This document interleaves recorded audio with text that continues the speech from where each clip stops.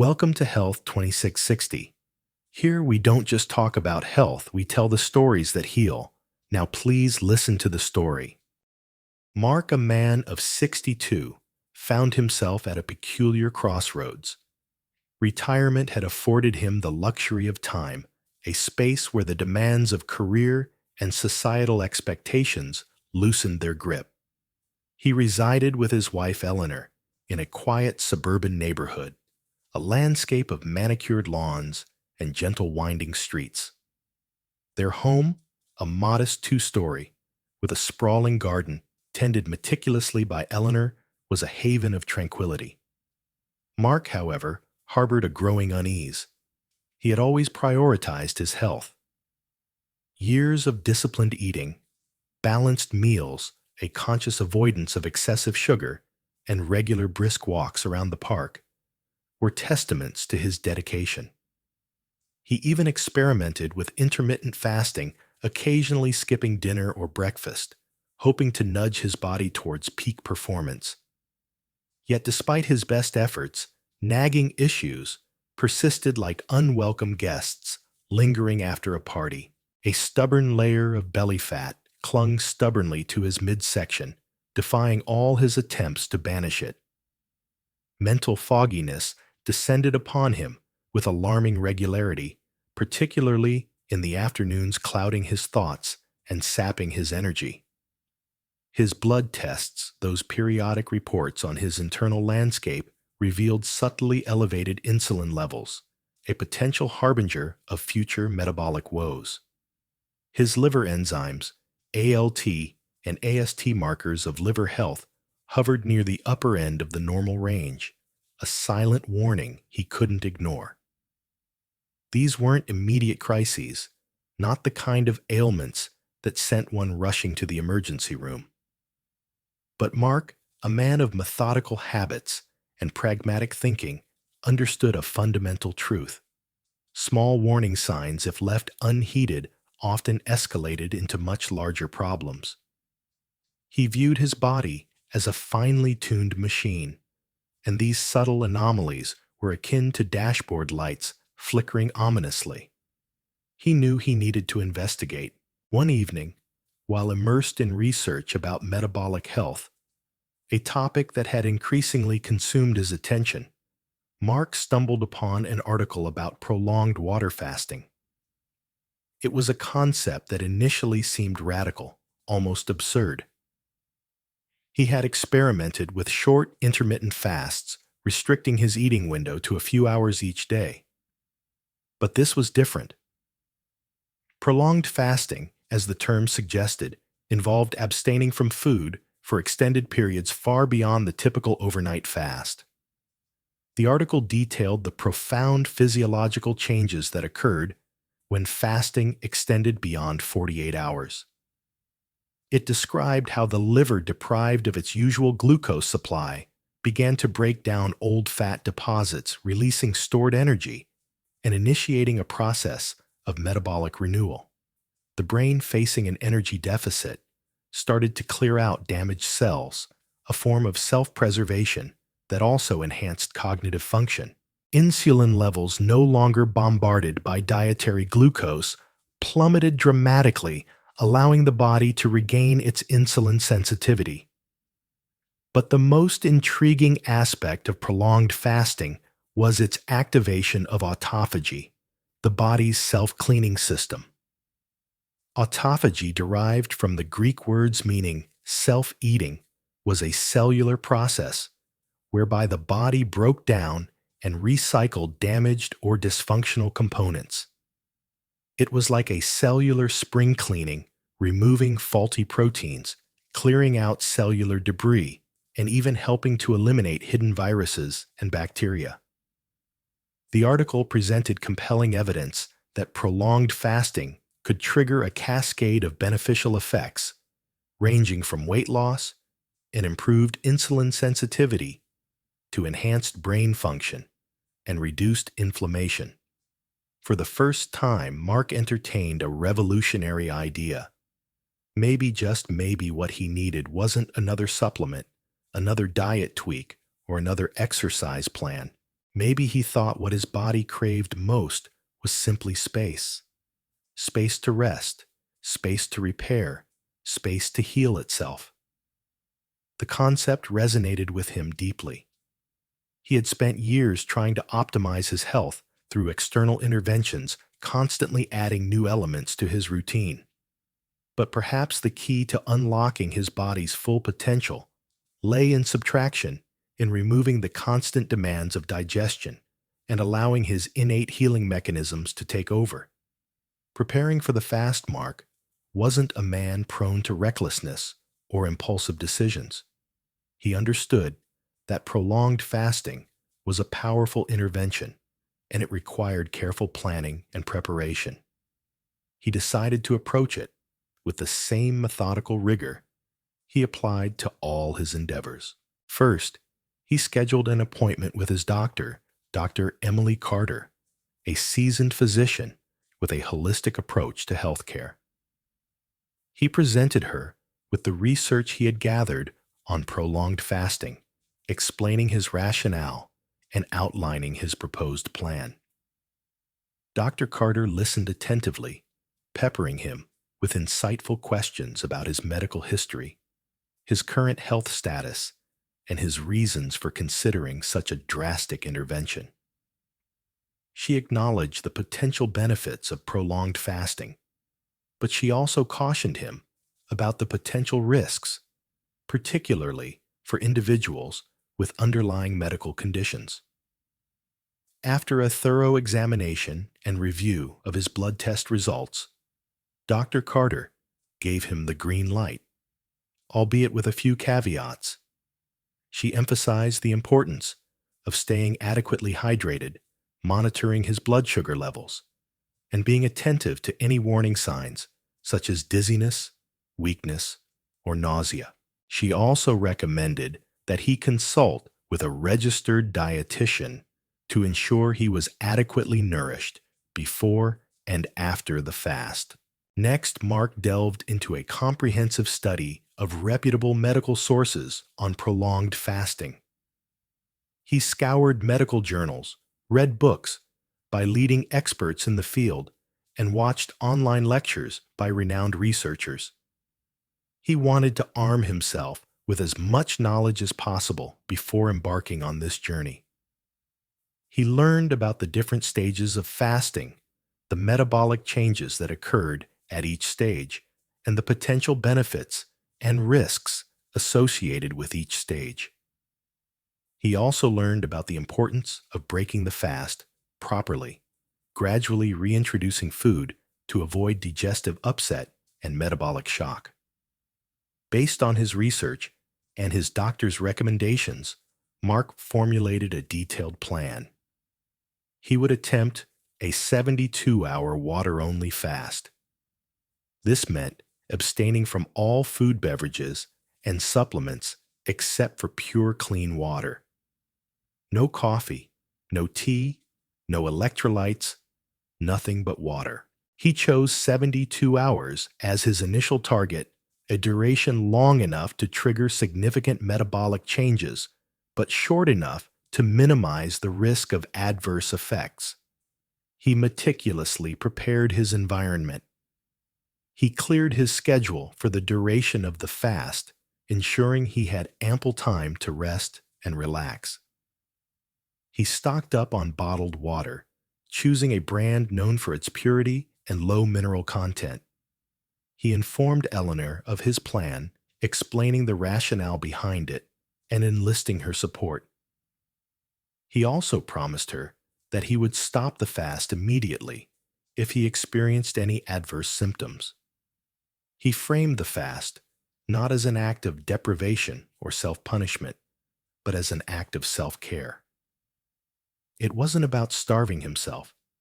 It was about giving his body a break, a chance to repair or reset. It was about trusting his body's innate ability to heal itself. The 72-hour journey day. 1. The first day of the fast dawned with a sense of anticipation and apprehension. Mark woke up feeling surprisingly energized, perhaps fueled by the excitement of embarking on this new adventure. He started the day with a glass of water, savoring the cool, refreshing taste. The first few hours passed without incident. He occupied himself with light tasks, reading, gardening, and listening to classical music.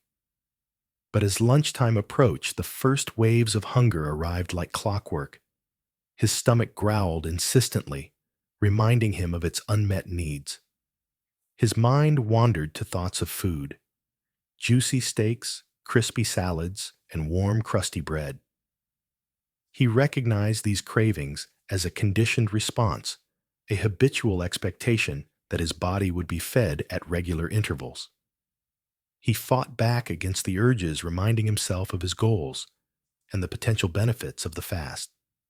He drank plenty of water, sipping it slowly and deliberately, allowing it to fill his stomach and quell the hunger pangs. By evening, the hunger started to soften, its intensity gradually diminishing.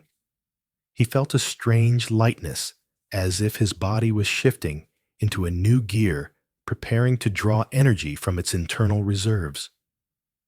He noticed a subtle shift in his mental state as well. His mind felt clearer, sharper, and more focused. He attributed this to the absence of digestive activity, freeing up energy that would otherwise be diverted to the gut.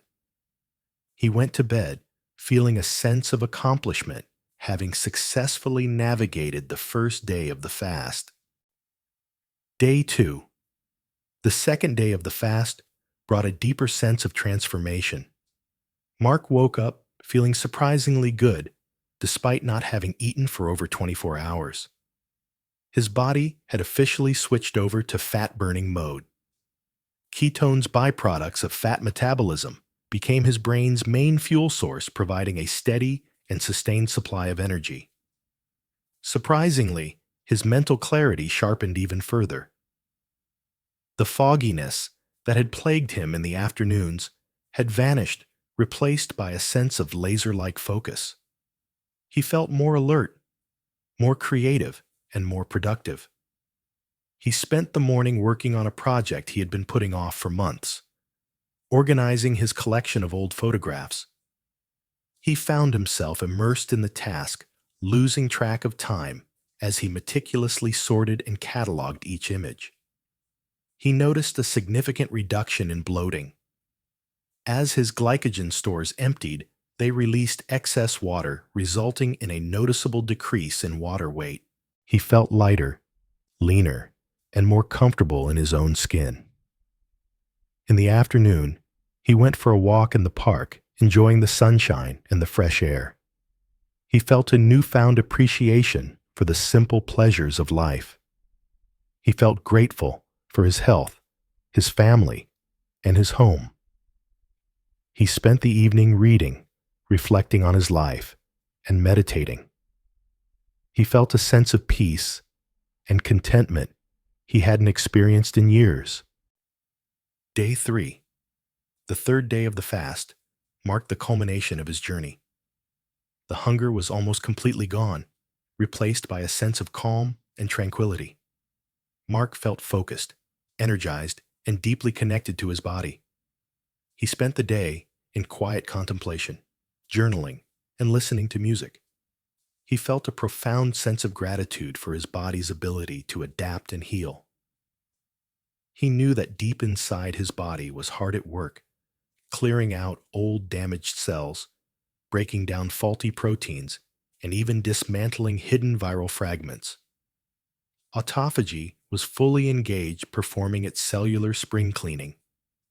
He imagined his cells as tiny workers diligently removing the debris and restoring order to his internal landscape. He felt a surge of hope and optimism for the future. He believed that prolonged fasting could be a powerful tool for promoting health, preventing disease, and extending lifespan. Breaking the fast, Mark knew that breaking a prolonged fast required caution and respect for his digestive system.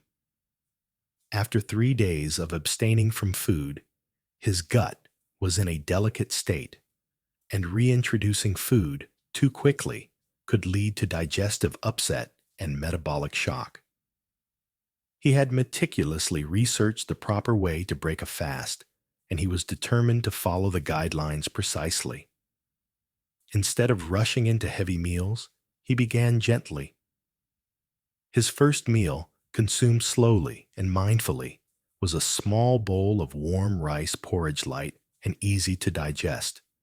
He savored each spoonful, appreciating the subtle flavors and textures. A few hours later, he added a small serving of plain yogurt, allowing probiotics to ease his digestion back into action. The yogurt felt soothing and comforting, and he felt a sense of nourishment spreading throughout his body. Over the next 24-48 hours, he gradually introduced soft-boiled eggs, steamed vegetables, and small portions of fish. He chose foods that were nutrient-dense, easily digestible, and low in fat. He avoided all refined sugars and heavy starches until his body fully adjusted. He listened carefully to his body's signals, paying attention to any signs of discomfort or indigestion. If he felt full or bloated, he stopped eating immediately. Thanks to this gentle and gradual approach, Mark avoided the common digestive discomfort many experience after extended fasting. He respected the process, allowing his body to adjust at its own pace. 4 weeks later. 4 weeks after completing his 72-hour water fast, Mark returned to Dr. Carter for a follow-up appointment. He was eager to see the results of his experiment to confirm whether his subjective experiences were reflected in objective data. Dr. Carter reviewed his blood test results, comparing them to his pre-fasting values. She examined him thoroughly, taking his measurements and assessing his overall health status. As she reviewed the data, her eyebrows raised in surprise and admiration. The changes were remarkable. His waistline had shrunk by 5 centimeters, a clear indication of fat loss. His insulin levels had returned to the optimal range, indicating improved insulin sensitivity.